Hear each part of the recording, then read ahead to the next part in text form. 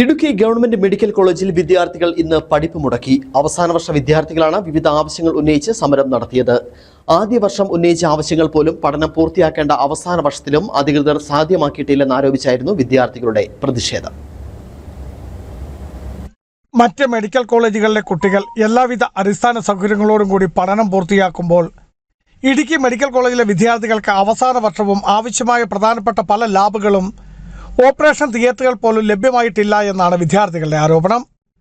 Medical college അങ്കണത്തിലെ പൊട്ടിപ്പൊളിഞ്ഞ റോഡുകൾ നന്നാക്കാത്തതുമൂലം ദുരിതം അനുഭവിക്കുന്നതായും പല കുട്ടികൾക്കും വീണ് പരിക്കേറ്റതായും വിദ്യാർത്ഥികൾ ചൂണ്ടിക്കാട്ടി. അതേസമയം 2 ആഴ്ചയ്ക്കുള്ളിൽ പ്രശ്നം പരിഹരിക്കാമെന്ന് കോളേജ് അധികൃതർ പറഞ്ഞെങ്കിലും വിശ്വാസയോഗ്യമല്ലെന്നും തുടർ സമരങ്ങൾ ഉണ്ടാകുമെന്നും വിദ്യാർത്ഥികൾ വ്യക്തമാക്കി.